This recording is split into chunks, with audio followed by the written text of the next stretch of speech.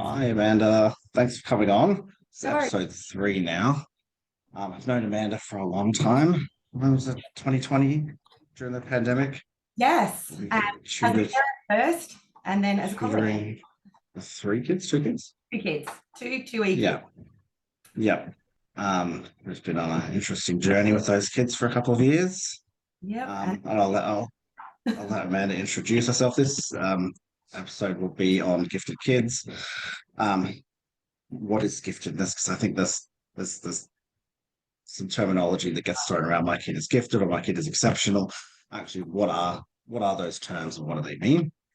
From sort of a kid who's excelling but struggling, all the way up to those what they call the 2E gifted kids that can turn your classroom into a unique place to be sometimes, and sort of figuring out how, as teachers, can we practically in the classroom help those kids to achieve the best outcomes and also probably stay a little bit sane. So I'll let Amanda introduce herself and who she is and what she does.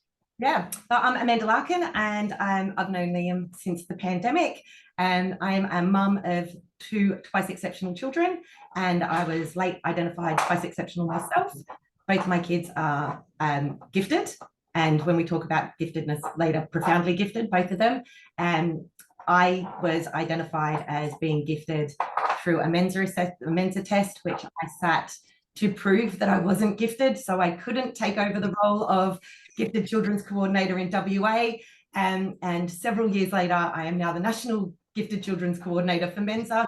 So you can kind of guess how that assessment went. Both of my kids are ADHD and different types of ADHD, and they present very, very differently. One is a classically inattentive type, and one is a very extreme, complex, I don't even know how to explain his ADHD. It bounces, it goes between.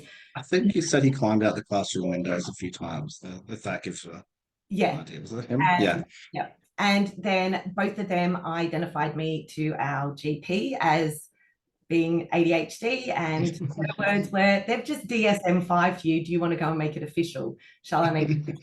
So in my late 30s, early 40s, my entire identity changed. And during that, I had been trying to raise these two kids. I was a teacher.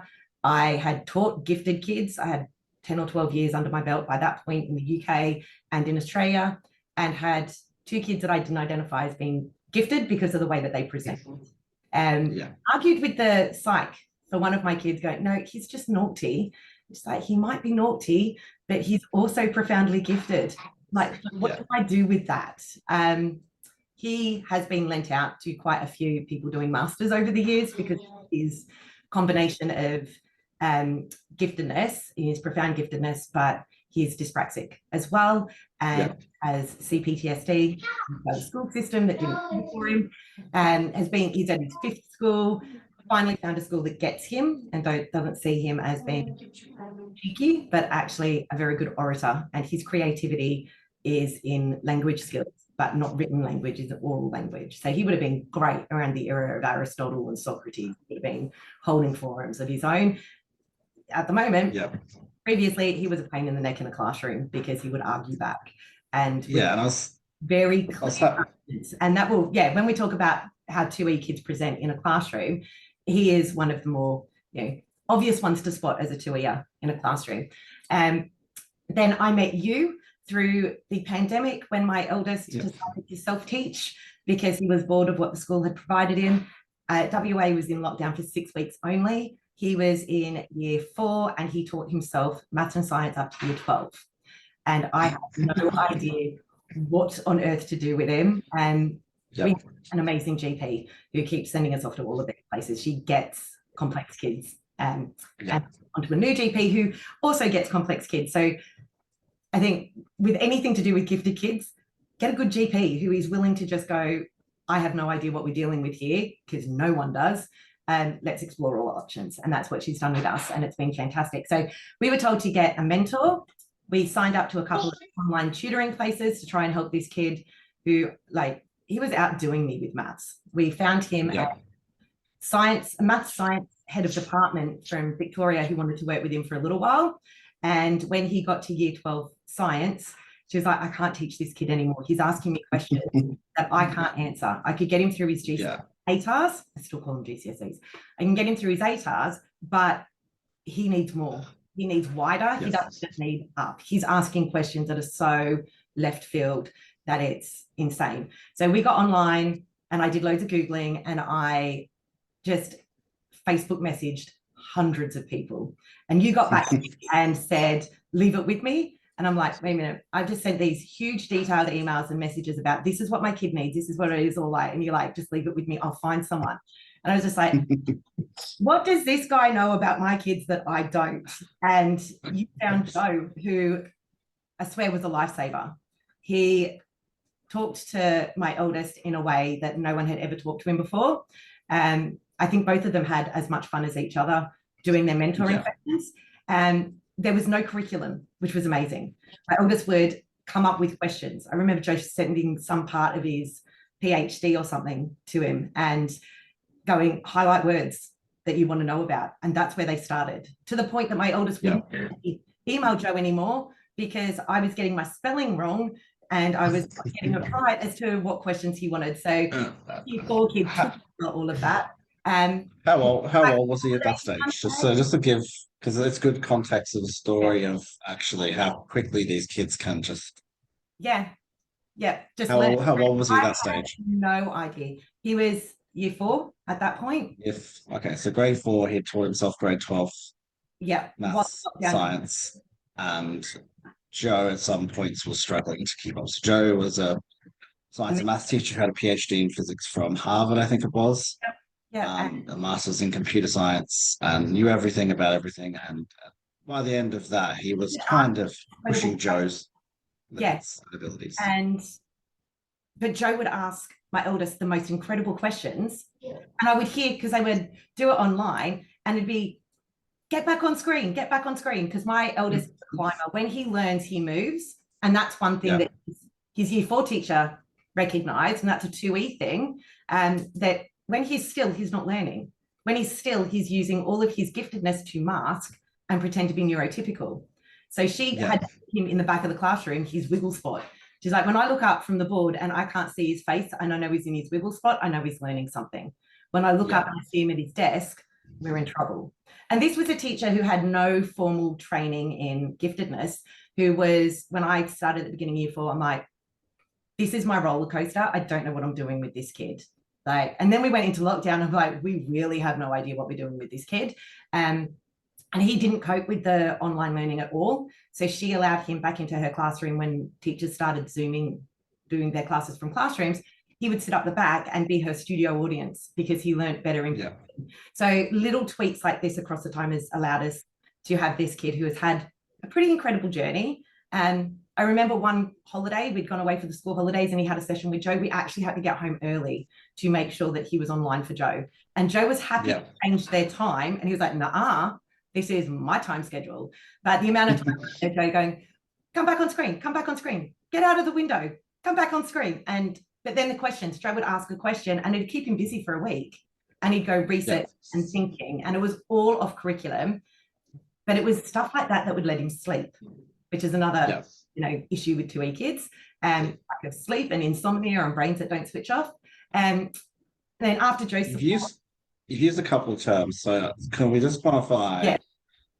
Gifted 2E, and then you're ND, so exceptionally gifted or profoundly gifted. What's the difference between those 3 things? So giftedness, with my educator teacher hat on, I use Garnier's model of gifted to talented development, the DMGT, which is what's subscribed to by by ACARA. It's on their website.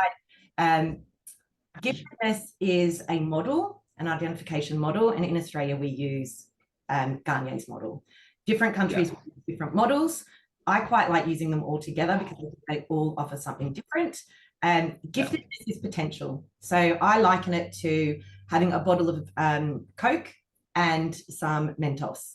So giftedness is that raw potential. You're not going to get a fountain from that until you put the Mentos in, and that is your developmental process. It takes time, it takes effort.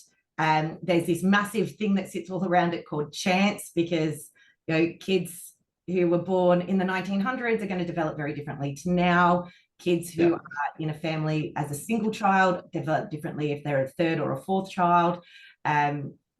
Whether their parents believe in giftedness, whether their parents are low socioeconomic or background, they've got a background in fractured education, they're the first kid to go have a university pathway. So all of these other elements that are chance goes into this as well. A lot of funding needs to go into it. And I'll get on my soapbox about gifted funding later on. So we've got to be, and that pathway. So Joe was a Mentos, you guys have been a Mentos. Me going back, I retrained as a teacher. I then specialized in twice exceptional children, which are kids who are gifted. So the top 10% of potential is giftedness. There are lots of different domains of giftedness. We tend to look at just one domain, which is intellectual giftedness or academic giftedness. But if we stay in that scope for today. We measure that in year 3 in curriculum, which is not true assessment of potential or output, because intellectual giftedness goes beyond the curriculum. So you can have a highly gifted kid or profoundly gifted. So highly and profoundly, in that top 10%, you then have a big bell curve. Then when you get up to the top 2% of IQ, and that's what giftedness potential is measured in, is IQ. It's the best measure that we've got for the moment. And there are different IQ tests. I like ones that are Australian normed. So my preferred one is the WISC-5, because that is Australian normed and it's more regularly normed. Some of the others aren't Australian normed. And IQ will vary depending on country as well, because there's just, depends on population, depends on the kind of cultural context and things. And then you've got this thing called the Flynn effect, which is where IQ gradually gets higher and higher over years, because it becomes part of, the better fed you are, the better, all of that chance kind of works. So there's all of these numbers and things in the background that crunch the data that give you this score. And the WISC I like because it then breaks your IQ score into various different components. So you've things like your verbal, your non-verbal, the speed, so your working memory and processing speed, the speed you can recall and remember and process information at, and that all goes into it. So it's, takes a couple of hours for the psych to do, and then they've got to interpret it, and it's, so then you get this number. So numbers in the top 10%, which is about 120 IQ plus, is gifted. Then you've got, depending on your model, the higher up those numbers are, the more gifted, or they're highly gifted, profoundly gifted, exceptionally gifted. I only use gifted and profoundly, because I kind of divide it as top 10%, top 2%. So in that top 2%, they're the kids who have an IQ of over 136. For me, anybody in 136 plus, everything you do for them in education has to be bespoke. There is no differentiating for those kids. The bell curve of ability in that top 2% is the same stretch as the other 98% of the bell curve. So if you took the 98% of IQs underneath that top 2% and you smushed it down, the difference between a kid at a 136 and a 136.5 is insane. And because and because there are so many domains of giftedness, so you've got your creative, you've got your kinesthetic, you've got your physical. We're quite good at spotting that and supporting that. All our sports stars, the amount of money we spent on our Olympians per person is insane compared to what we spend on gifted kids in school. All of that, then you need to get to understand who that kid is. Kids learn rapidly, and that's kind of the only trait that is really universal for gifted kids, is that they're asynchronous, which means they don't develop at the same time. So I liken that to, I call it the multi-age brain, right? Which is a term that I've borrowed from a friend from years ago who was trying to explain to me why my kid was, working at year 12 level when they were in year 4 in maths and science, couldn't work out how to use a mixed tap to make a cold glass of water, still couldn't tie their shoelaces, had the capacity of empathy of a 12 or 13-year-old, but would still have epic meltdowns and sensory meltdowns, which we found out later, tantrums. And there's a very big difference between a tantrum and a meltdown. A meltdown Yeah. is basically your body and your brain and your entire nervous system going, Stimulation. I can't do it anymore. And the way you react basically pushes people away to give you a bit of safety. And a tantrum is led by demand. So I'm not what I want this. A tantrum is kind of conscious and just like there's a decision-making process. And even if a kid is too young to understand the decision-making process, a tantrum it's got a different motivation. The motivation is want rather than a meltdown is your body just knew what you need and you need space, time, all the rest of it. So I couldn't work out how we had this really random kid. I thought gifted kids were like Lisa Simpson. They were like Sheldon. They were calm, quiet. And when it was recommended that we join MENSA for my kids to meet like-minded kids, I was like, there's no way I can join MENSA. We have to take 2 cars everywhere because we need a getaway vehicle if one of them has a meltdown. We have one who is an absolute smart aleck, and the first thing he'll say when he goes anywhere is, when do I get to leave? How long do I have to be here? And what do I have to do? And at first that was me going, wow, this is a really rude kid. Now that I understand how his brain works, that's him actually asking for boundaries. And it comes across as rude because he's asking straight up for boundaries. And as soon as you tell him, fine. And he'll be like, right, you said 3 o'clock, we've got to go. It's now 2:59. Are we going at 3? Yes, we're going at 3. And, you know, when you put those boundaries in place, it feels really rigid to start with. And it is when they're younger. And now it's flexible. It's like, is it a real 3 o'clock or is it a mum 3 o'clock? And I'm like, well, it might be a mum 3 o'clock. So really you're saying 4:30. Right, possibly, yeah. But it could be anywhere between 3 and 4:30, depending on how many spoons I've got. We, in our house, talk a lot about spoon theory, which is about how much energy somebody has and decisions that they have throughout the day. And the more spoons you use to make decisions, the less spoons you have in your drawer. Someone who is neurodivergent and ADHD, ASD, anything under DSM-5, or anything that is a neurological difference to neurotypical is ND. And that adds an extra layer. So you're neurodivergent already if you're in the top 2% of giftedness, depending on who you talk to, whether they go to the top 10%. But that's 10% of potential. So you will have gifted kids in your class who are gifted and are getting D grades. And I had a kid years ago that I worked with who was insanely gifted. They had come into Australia. They had only been speaking English for 2 years. They had a fractured refugee background. They were doing ATAR literature and getting A's. That's a gifted kid. The parents are like, they're getting B's and C's and they're not giving. I'm like, this kid is gifted. This kid is incredibly gifted because of the way that they've learned, the speed that they've learned, the lack of repetitions is really important. So a gifted it gets it straight away. Gifted kids need between 1 and 4 repetitions, depending on their level of giftedness. And when I talk about giftedness, I'll talk for the top 10% at the moment. When you get into the top 2%, those kids are making it up themselves. So a lot of gifted kids, vast majority of gifted kids will enter a classroom in a year knowing more than 90% of the curriculum already. And mastery of curriculum, 85%. So those kids have already passed the year before they've started. And they then have to sit through countless repetitions.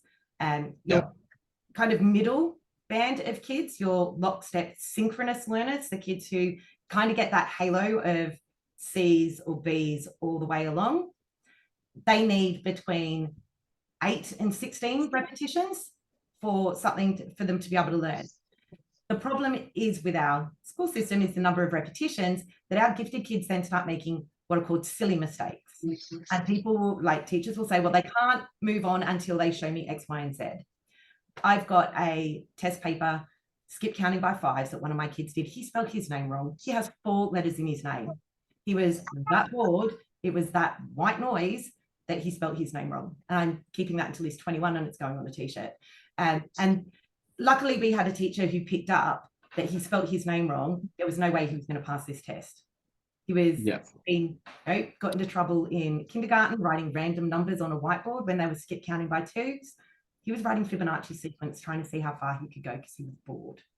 So then you get these kids who start either misbehaving in class or derailing. Girls mask, girls dumb down and they norm. So it's this whole myth of by year 4, they all even out. It's not by year 4, they all even out. By year 4, girls in particular have learned that it's not worth it being smart. So I will just be average. It's called expert reversal theorem or theory, which is cognitive load theory. It's that thing where you get in the car and you drive and you realize that you're at your old house and not your new house, and you have no idea how you got there. You go into autopilot. And gifted kids will learn better when they are learning harder stuff. So I call them top-down learners or backwards learners. So at most kids, you come into a classroom, you give them loads of knowledge, then you teach them how to apply it, then they do it, then they show you they can do it. So for a gifted kid, you've got to flip it. You go, this is what you are going to be doing for your end of unit assessment. How are you going to get there? What do you already know and what don't you know? And where are you going to go and find that stuff? So pre-testing is incredibly important for gifted kids. I pre-test everybody that comes into my class as an English teacher. My students know that the very first lesson that they come into, they will do a test. And it's a joke. It's kind of like this thing, oh, where's our test, Miss Larkin? Where's our test? And I'm like, right, I want you to write an essay on this. And when you explain it to them, I'm not wasting time teaching you stuff you already have mastered. I'm going to teach you the stuff you don't know, and let's go that way. It works for every single class, even my bottom sets who are, kids who aren't going to get into university, who might not get a Cert 2 by the time they finish school. To me, it's all about dignity of the individual, recognizing that they are not empty vessels coming in to be filled. And it's amazing what you find out that these kids know. In one of my bottom sets, I had a kid who was gifted and for whatever reason was getting Ds across the board, couldn't move up levels.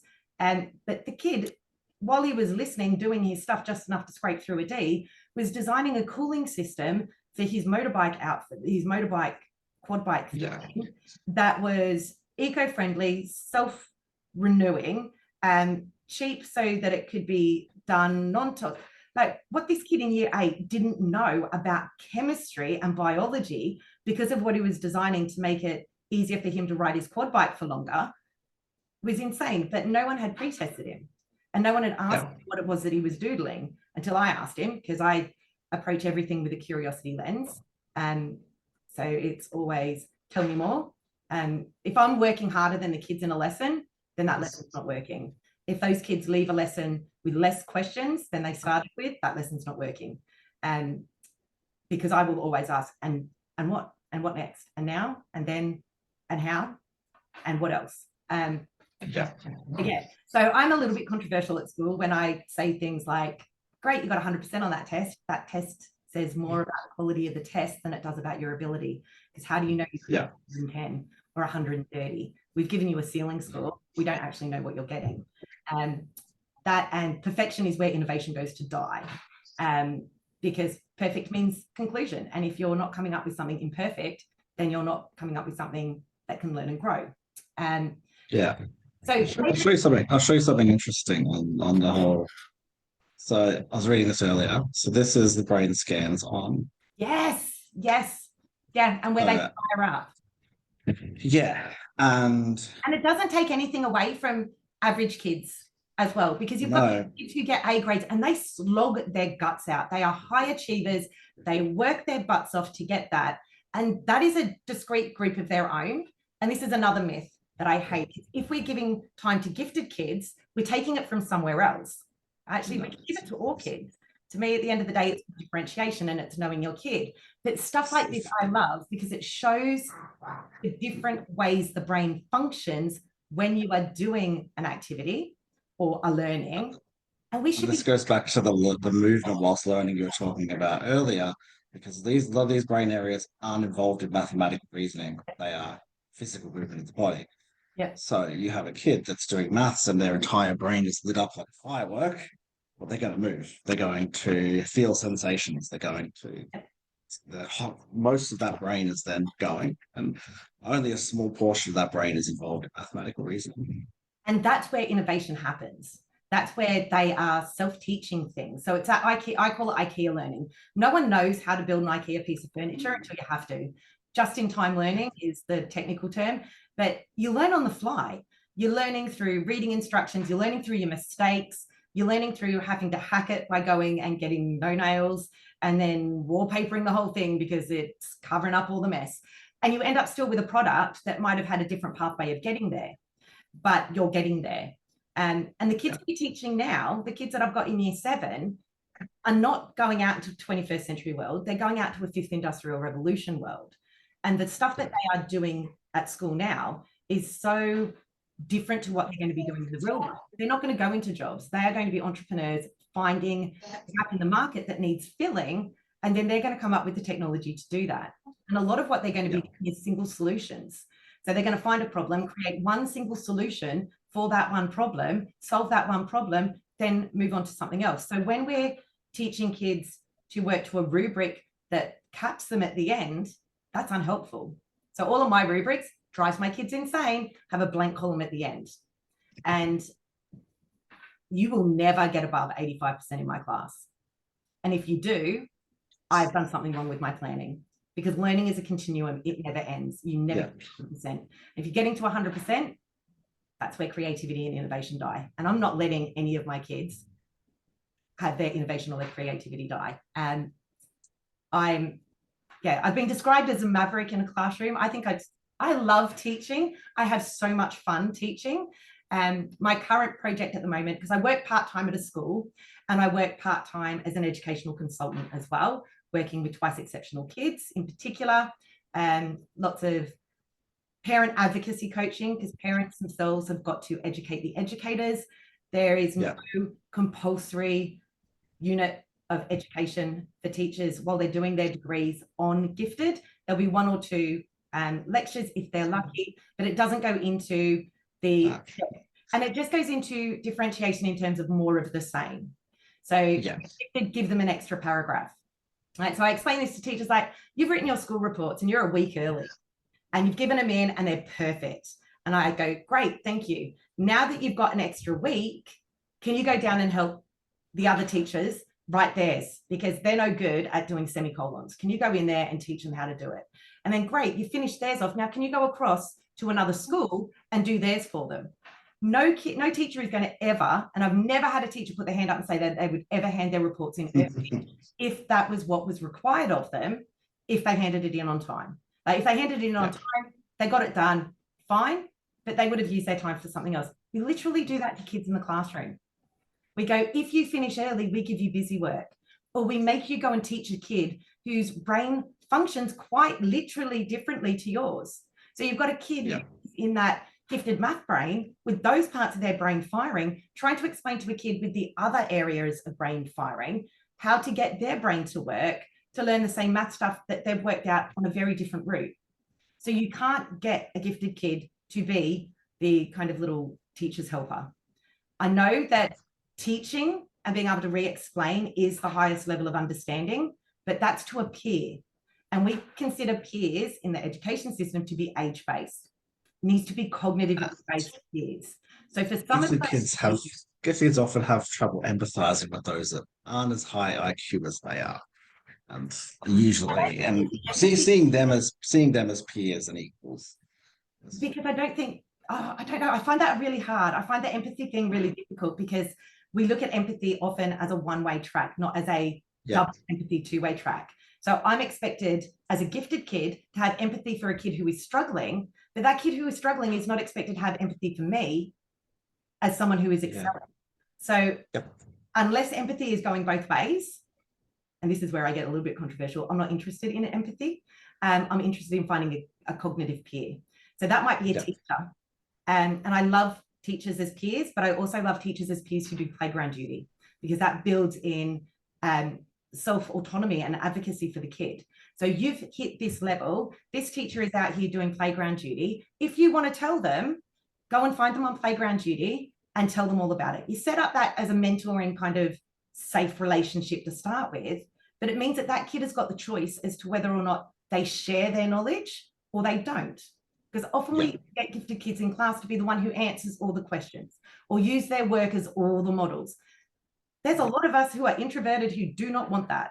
Like, I will not do any handwriting on anything at any PD ever. And I will not even take pens with me on PD, so I don't have to do handwriting. my spelling is shot. I'm an English teacher and I can't hear phonics. I have auditory processing issues and I do not hear phonic breakdown at all.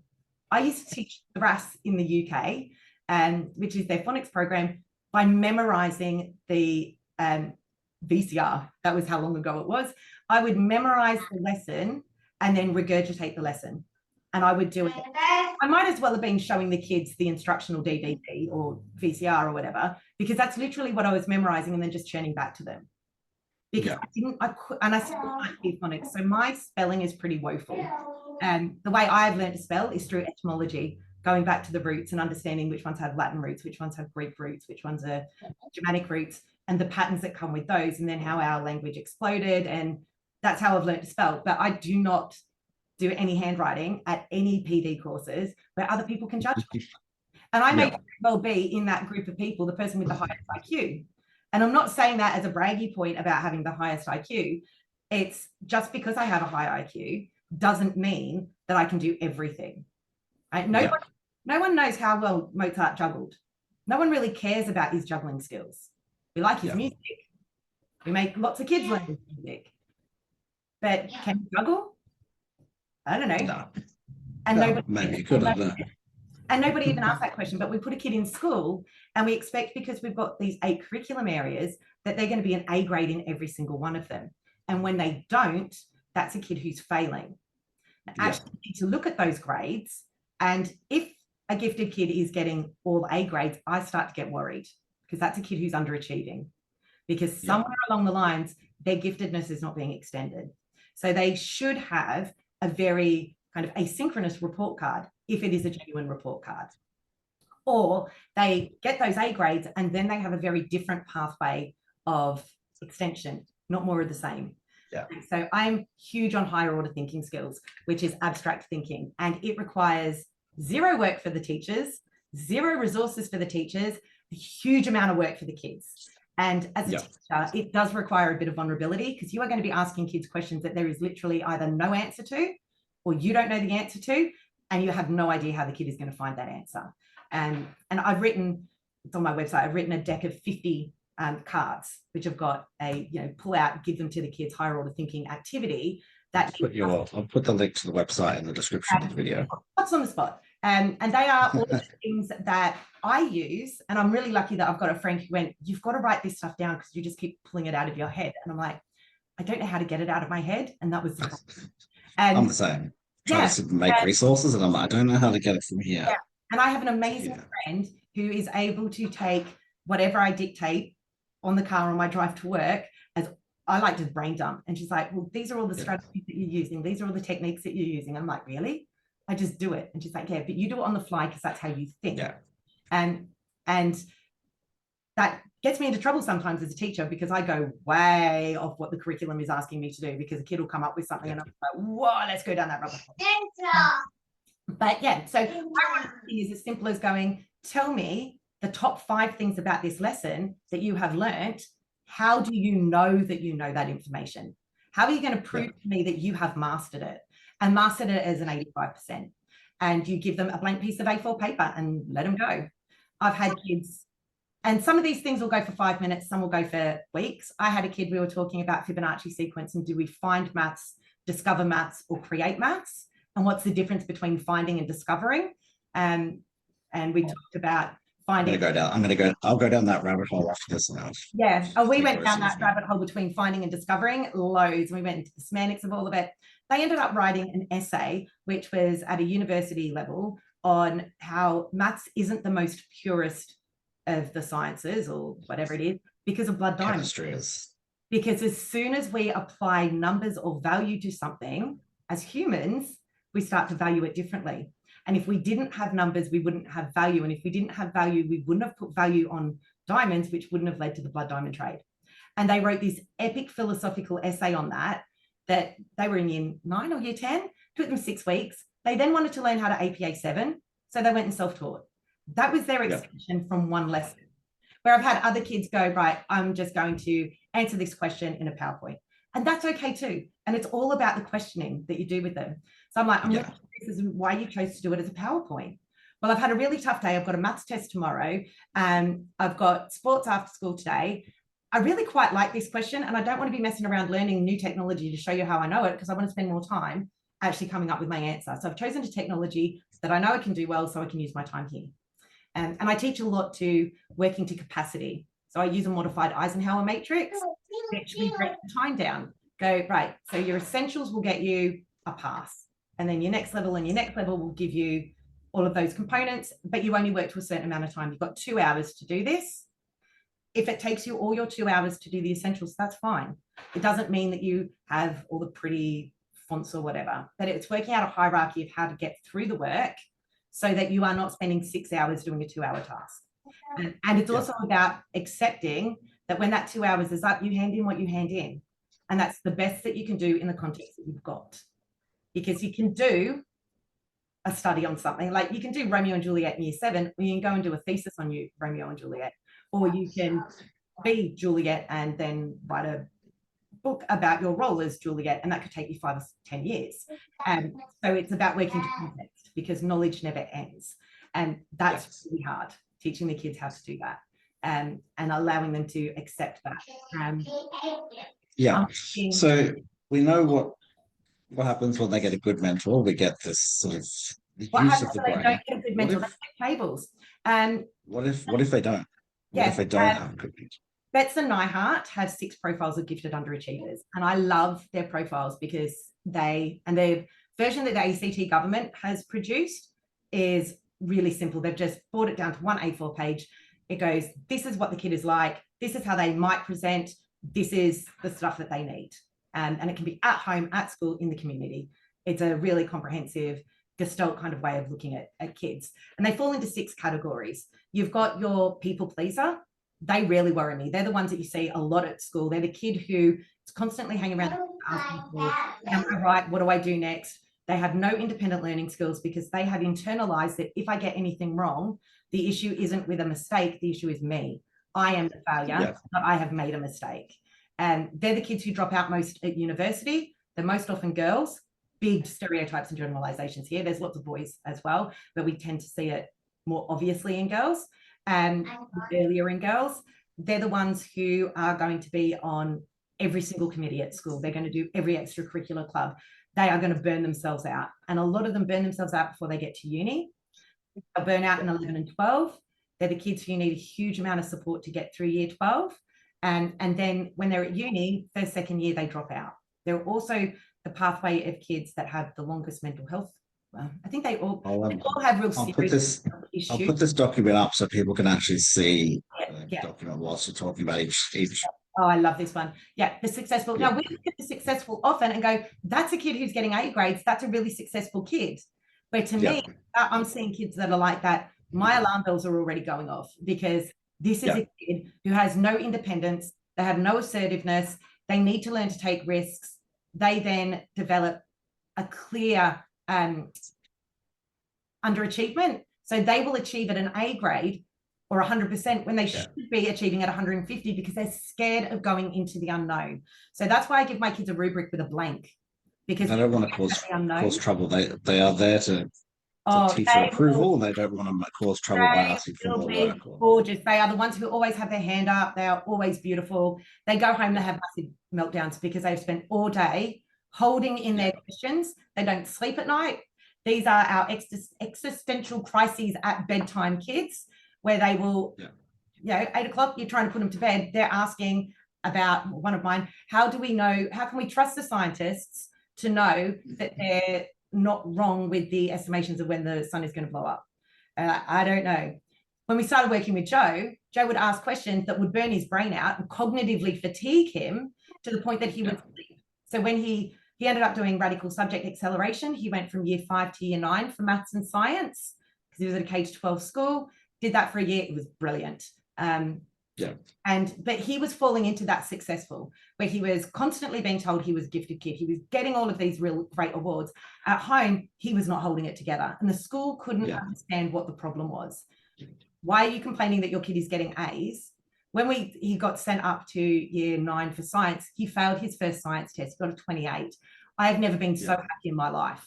And the head of science was like, we need to cancel this acceleration, this kid's failing. I'm like, did you ask him why? It's human bio. Yeah.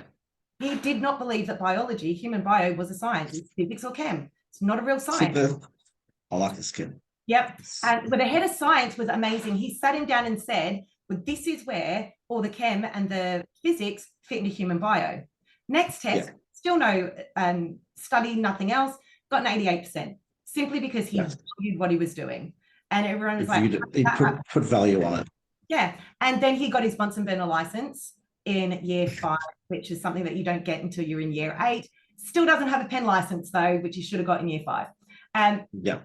Your type 2s, these are the creatives. These are creative my favorite groups. I think I'm a little bit creative at times. I think that might be true. Sarcastic. We question and challenge authority. We're rude. We're arrogant. We can sometimes be unpopular with peers. Now, that I use the word peers in terms of chronological age.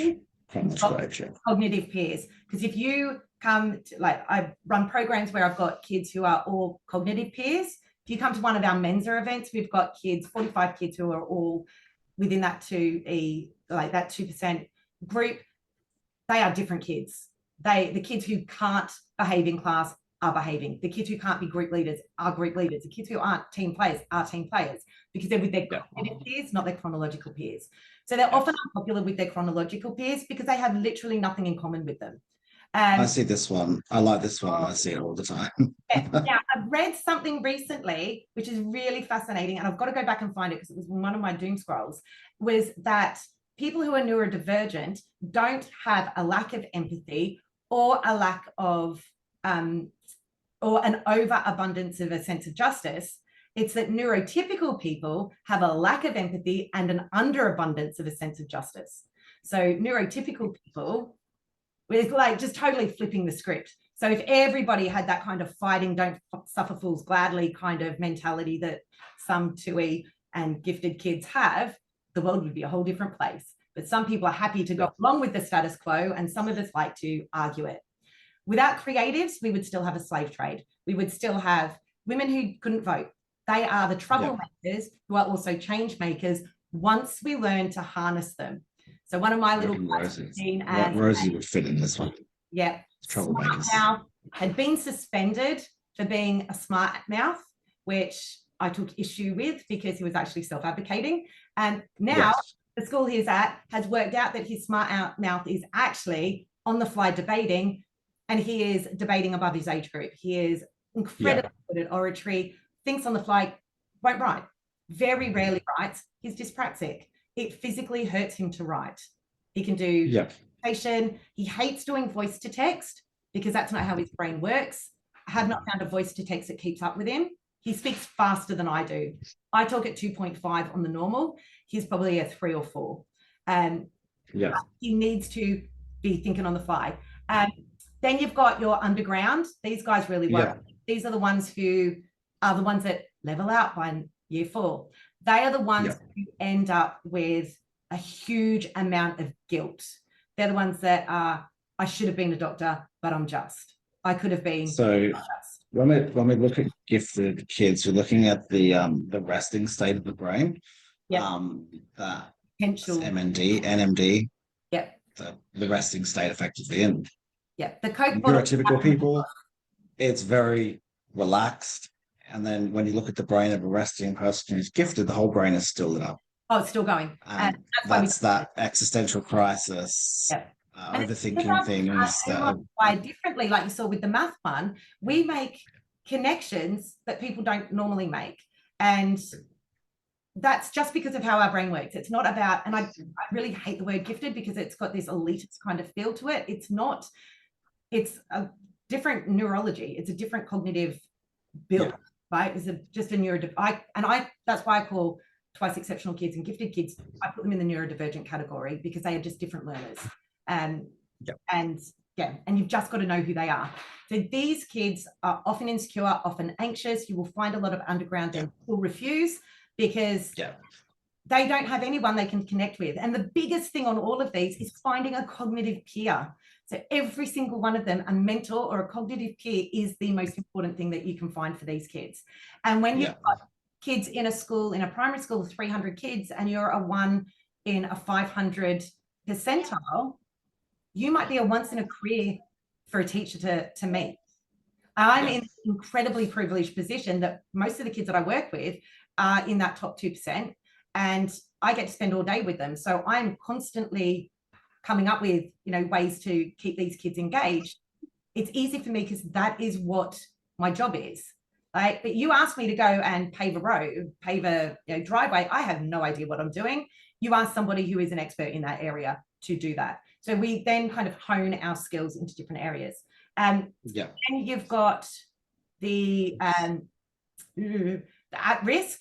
At risk, there we go. Yeah, these are our angry kids. These are our flip the table. And Jim Delisle has a book called Doing Poorly on Purpose. We teach kids to flip tables. So if you mess around in class and you're gifted and you're bored, you get kicked out. And often you'll get kicked out somewhere where you can do whatever you want at your own level. Yeah. Delisle tells this story of a kid that was on the path to being excluded permanently or expelled. Actually went on and did a medical degree. The kid was judging teachers on how many open-ended questions they asked in the first 6 weeks. And if they didn't ask open-ended questions and weren't genuinely willing to listen to an open-ended answer, he'd flip a table. Yeah. And and the teachers couldn't work out what the trigger was, because you'd walk in and flip a table and they're like, we've got to get rid of him. He flipped a table, he was sent to the dean, and the dean would give him whatever next math textbook he wanted. He was self-teaching. He had learned that the only way to get his needs met was to kind of fight. And a lot of them are kids who fall outside of the curriculum, which is why when we're only evaluating what's on the curriculum is really difficult. There's lots of leeway with our curriculum. It says in the judging standards for WA, at least, that it needs a grade needs to be assigned based on a portfolio of work. So kids don't have to do standard anything as long as they are being assessed in line with the curriculum. So I had a kid when I was doing a film study in English, all the kids had to write about portrayals of character. He wanted to talk about the portrayals of the weaponry that was used because they were chronologically inaccurate for the time period of the film. I'm like, let's work out how you are going to hit all these curriculum points. Worked it out. Kid went and wrote the most insane essay. I have never had to Google so much in my life to check, fact check. But what I have not learned about ancient warfare is incredible. But then he started bringing in cross connection. So he linked it into use of weaponry in D&D, use of weaponry in other films. And this is stuff that in year 8 is early university, high level year 11, 12, early university. This kid's already making those connections. That's because his brain is working. So we've got the choice with these kids, shut them down and make them stay in their lane, or let them go. And if we let them go, we have to kind of trust that they're not going to go too weird. Yeah. And they won't. Sometimes they will. Sometimes they'll go way off task. But it's about having that conversation at the metacognitive level about how do we get you back on task? Where did this work? Where didn't this work? This is a stepping stone in all of our learning. Type 5 are our twice or multi-exceptional. This is your 2E. What do you call your 2E gifted? Yeah. So 2E traditionally is gifted with a disability. And so physical, learning, emotional. Often it's anything under DSM-5. DSM-5 because that is what you get your funding for as a school. Giftedness is not funded. The word gifted and talented don't appear in the Australian teacher standards at all. 32 pages and those 2 words don't appear. They are not a protected identified group because they don't have a diagnostic tool that goes with them, pretty much. Because it's a murky area. It goes way back to the early days of identifying gifted kids, the 1800s. And we've got all of this mythology. And we've had loads of parliamentary inquiries into it and still nothing has changed much. But these are our kids who are twice exceptional. Now, twice exceptionality is now starting to widen as we're starting to learn more about how kids learn. So gifted and low SES, that's 2 exceptionalities. So giftedness and a barrier to learning. Giftedness and CALD, so your culturally and linguistically groups. Gifted and refugee background, gifted and broken education. So kids who have had a fractured education, more than 2 or 3 schools, they're the ones that I'd be looking at putting into a 2E. Then you've got your 3E. So that is a group of kids who have the intersection of 3 different exceptionalities. So I worked with a group of students at a school who were gifted, ASD, LGBTQAI+. They were a phenomenal group of kids who taught me more than I thought I ever could have taught them about understanding your own brain makeup and your own identity, because they had that intersection of those three that made them 3E. And it's not about giving more and more labels. People say name it to tame it. I go name it to train it. Like, I've got to know how to train my brain. I've got to know what my labels are, and my labels do and don't define me. My labels define me to as the limits that I want them to be defining me, and they don't define me to whatever limits I don't want them to define. I work with some adults and people that are like, why should I get diagnosed? Because it gives you a framework of, I'm 30, why should I get an autistic diagnosis or ADHD? Yeah. It gives you a framework to work on.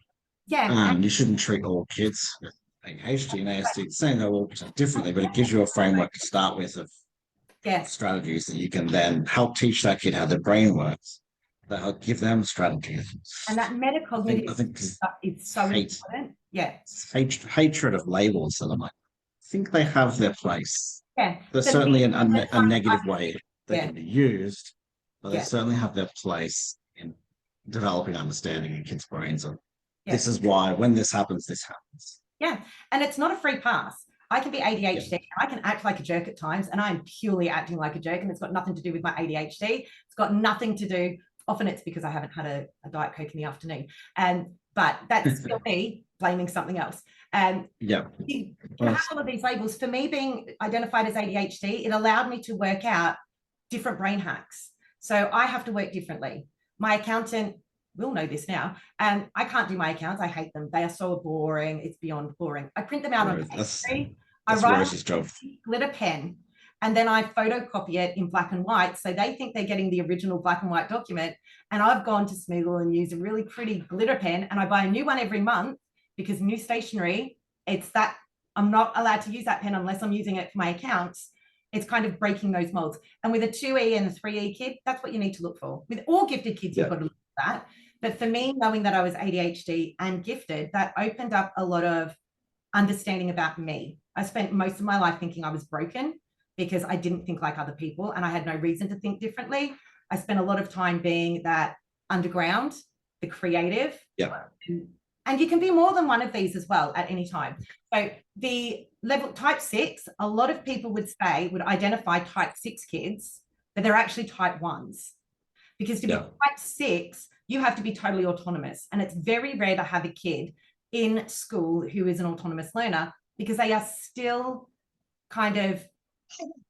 they work out how to effectively work and use the school system successfully, but they still conform to getting grades. Is this a differentiator between 1 and 6? Yeah. The failure? They're okay with failure, whereas type 1. So between this 6 and the 1, I will say that the 6 has a growth mindset. They're willing to grow. So I'm not there yet, but it's that passive yet that somebody needs to give me the stuff to learn. Whereas a type 6 has an innovator mindset, and they're like, I'm not there yet, but this is the hole that I want to go and fill, and this is how I'm doing it. And good luck stopping me. So these kids can use the system to succeed. I will often see a type 6 with a type 3 or a type 4, where they're underachieving, or they're obstinate, or they're sarcastic, or they're creative, because they're pushing back against the system. They've worked the flaws out in the system. They're pushing back. And little kids do this beautifully. One of mine, when he was 4, was like, Mummy, you can count as many as you like. I'm not doing that. I know how this works. And I'm just like, great. So 1, 2, 3 magic work. We have Aiden, who has a fantastic, but he's ASD, ADHD, definitely gifted. And I will use techniques like positive reinforcement. The other kids, when he's not doing things, he'll just be, I know what you're doing. Yeah. They will still eventually want the positive reinforcement, but they figured out pretty quick what's going on. Yeah. So one makes of me laugh every time. Used to give kids the award of the week, and she had a bit of a system where she had kids in groups of 5, so she would pick one from each group of 5. So by the end of the year, every kid had got an award, but she was always looking for something authentic. And she left my son, who was at the beginning of the alphabet in terms of first name and in the middle of for surnames, she was like, I don't know where to do him, because whatever I do, whatever pattern I put these kids in as a way of looking at them, and her idea of chunking down a group of 30 into 6 groups of 5, so she focused on looking for something authentic from those 5 kids on a 6-week cycle, I thought was beautiful, especially that early on, because you were really making a conscious decision to dedicate authentic learning time about these kids. And just like, whatever system I use is going to hack it. What do I do? And just like, I use Wheel of Doom. I use a random name generator for everything. Doing my chores, random name generator. And I even have a spinning one in my house, Kmart from Christmas, to random generate. But for all of those kids, the one thing you need is connection and a mentor. Even type 6, who are the most autonomous. And I love Bets in my heart for this, because the moment you remove any support from those kids, they become an underachiever, because they're not being supported on their journey. So they're talking about taking those mentors away. So talent at the other end of the journey is where the mentors have all gone in, and you've got this beautiful fountain happening. It's the visible stuff. Now, there's no correlation that a kid who is academically gifted at maths is going to end up an accountant or a mathematician. Some of our best comedians have maths and science backgrounds, have got degrees in maths and science. And it's not that they've bombed out or they've taken, it's because of the computational thinking that is required as a comedian to be able to read your audience, to be able to maintain and control a whole range of different jokes, be able to work out which one's going to fail, which one's going to succeed, running ratios and numbers and sequences and alternatives in their brain constantly. So they're using the computational thinking from maths and science to do comedy.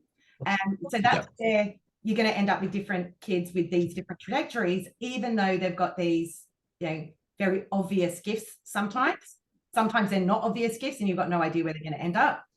Okay. My grandfather, gifted, dropped out of school in build without a blueprint from scratch.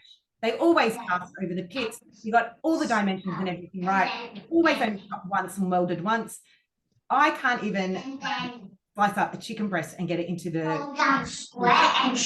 without having to basically use spatial, conceptual is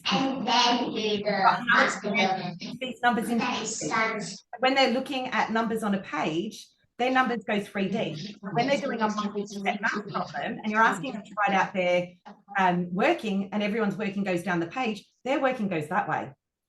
So giving them a stack of Post-it notes to write their working out on was the solution to show me your working, because that kid could not get their head around how to show working that went that way rather than down the page. And as soon as you ask them to write it down the page, they couldn't. And then they started failing math tests, because you get a lot of marks for showing you working. As soon as they were given a stack of Post-it notes to write their working in the way that their brain works, and then Post-it notes are great. The teacher then went one after the other, put them down the page, you could see their working.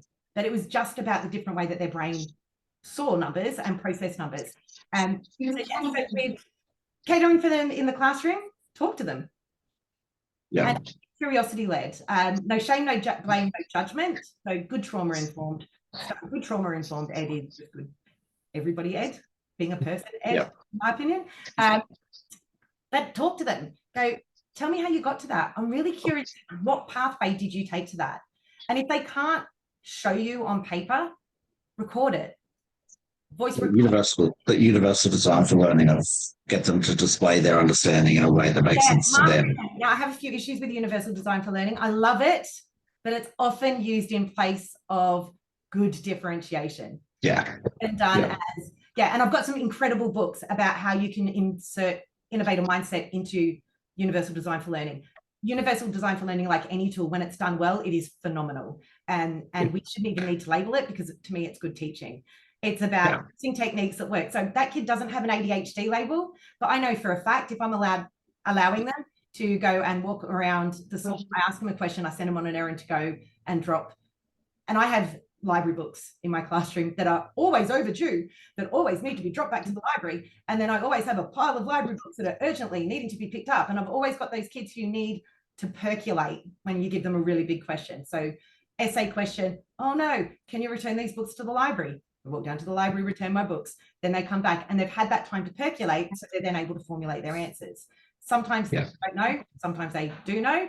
And so, yeah, so I always have stuff that needs, or errands that always need to be run, or a board that needs to be wiped, or a job or a table that needs to be moved, or something that is slightly weight bearing, has a kinesthetic kind of input and that sensory input as well, that is also not related at all to whatever it is that they're doing, to allow them to percolate and move. And if I've got a kid who needs that, I'm not going to wait for a diagnosis. I'm not going to diagnose that kid, because under our National Collection of Data for Disability guidelines, you're not allowed to diagnose. You can think and differentiate, which is great. But I'm not going to withhold a strategy from a kid that's going to work for that kid. And the question is, well, what if they all want to have that special time? Why not? If it's going to make my life easier as a teacher to have kids that are engaged, and it does, it makes my life so much easier to have engaged kids who are writing interesting assessments. Because if I've got to sit and mark 60 essays on the same question, now I want them to be interesting, because my ADHD is not going to be going all the way through, and I'm going to be hitting boredom pretty early. But if I've got a kid who has taken an incredible pathway and I forget that I'm marking their work because I'm learning something, I love it.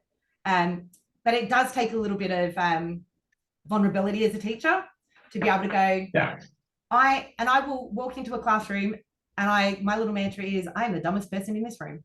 And I am so grateful that I am, because these kids are my retirement plan. They're the change makers, the decision makers. They're going to be deciding what nursing homes are going to be looking like when I'm ready to go into a nursing home. I want them to be innovative. I want them to be creative. I want them to question the status quo in an appropriate way that allows for innovation and change to happen.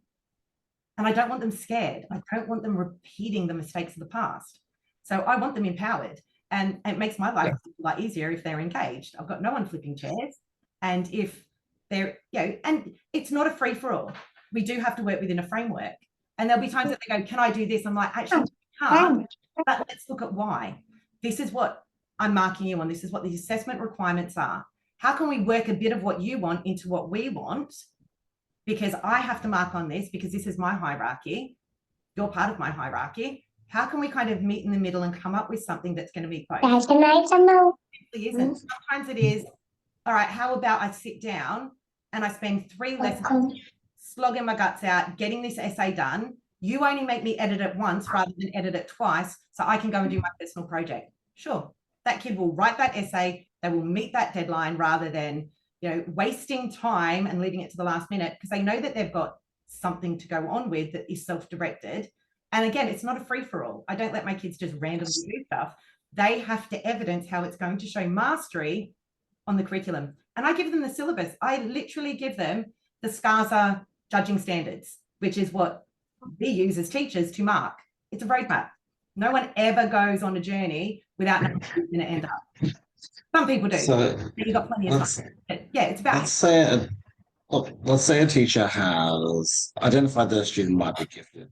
I think it's a good way to finish. But how, rather than saying this should do for every gifted kid, because I think it's so nuanced, that how could you advocate for that kid to their parents, to the school, to what are the steps that, if you think that, like, hey, I've got this kid, what should you do for them in order to help them succeed outside the class? Like, things that you can do by advocating to principals, to parents. It depends. It depends on what you've got on your side. It depends on the resources that you've got at your school. I'm a big advocate for collect data and wide and varied data. Getting an IQ test for a kid who is gifted is never going to happen, or very rarely happens with school sites, because they are with the lower end. And that's nothing on sites. That's what their remit is. That's where the funding goes, because they are funded students. Gifted purely aren't. I would then be looking at all of their learning. So if I've got a kid in year 3, I'll go back to year 1, year 2 and go, show me samples of their work. What were they working on? What questions were they asking? And then I would be going and asking the school for all of their PAT data. And I would be then looking at their PAT testing, every single PAT that they've done, from question difficulty. So not about what's correct and what's not, because you'll spot a gifted kid if they're getting all the easy questions wrong and all the hard questions right.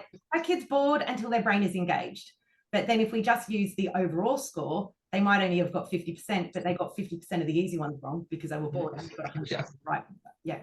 Then if the school will fund it, I would get a COGAT, or a COGAT or an AGAT. Most schools will do one or the other. Then I look at the verbal reasoning and the logical reasoning side of things, which are not your academic side. They're the ones that are as close to me as a teacher in a classroom as I can get, with looking for something that is more about how their brain works and how they problem solve.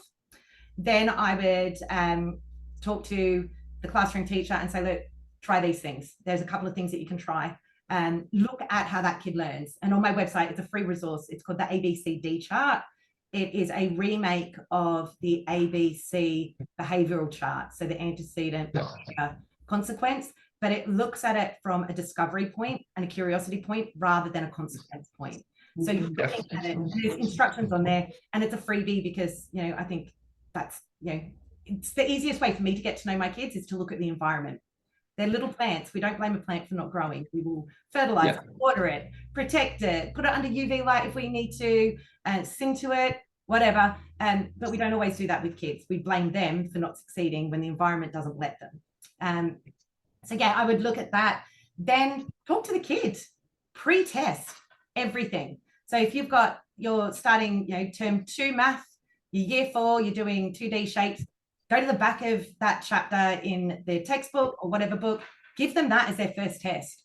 Whatever they hit 85% on, that's mastery. They don't need to do that unit anymore. 85% is your A grades. So that kid's already hit an A grade for that year. Go wide. And acceleration and extension and enrichment isn't just about going further up. It's about going wide. And for me, it's about transferability of skills. So you then go back and go, right, you've done all this math stuff. How am I going to use how are we going to use that math in science? Use that math somewhere else. And then is